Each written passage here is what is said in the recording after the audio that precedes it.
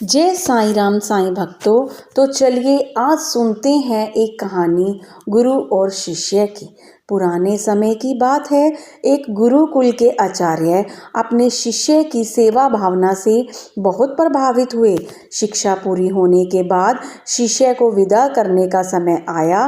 तब गुरु ने शिष्य को आशीर्वाद के रूप में एक ऐसा दर्पण दिया जिसमें व्यक्ति के मन के छुपे हुए भाव दिखाई देते थे।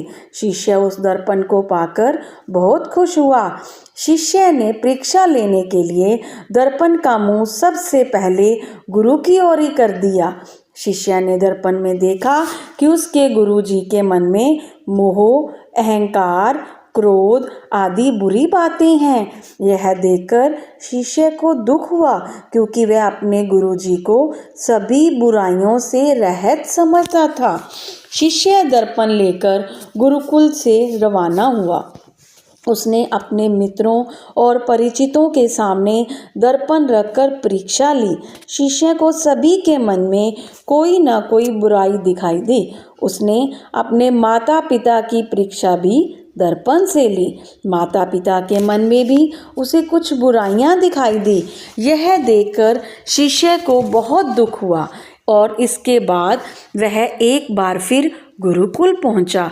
गुरुकुल में शिष्य ने गुरु से कहा कि गुरुदेव, मैंने दर्पण की मदद से देखा कि सभी के मन में कुछ ना कुछ बुराई जरूर है। तब गुरुजी ने दर्पण का रुख शिष्य की ओर कर दिया। शिष्य ने दर्पण में देखा कि उसके मन में भी अहंकार, क्रोध और कई बुराइयां हैं। गुरुजी ने शिष्य को समझाते हुए कहा कि वह दर्पण मैंने तुम्हें अपनी बुराइयां देखकर खुद में सुधार करने के लिए दिया था, दूसरों की बुराइयां देखने के लिए नहीं। जितना समय दूसरों की बुराइयां देखने में लगाया, उतना समय खुद को सुधारने में लगाया होता तो अब तक तुम्हारा व्यक्तित्व बदल चुका होता। हमारी सबसे बड़ी कमजोरी यही है कि हम दूसरों की बुराइयां जानने में ज़्यादा रुचि दिखाते हैं, जबकि खुद को सुधारने के बारे में नहीं सोचते हैं। हमें दूसरों की बुराइयों को नहीं बल्कि खुद की बुराइयों को खोजकर सुधारना चाहिए, तभी जीवन सुखी हो सकता है। ओम साईं राम। सबका मालिक एक।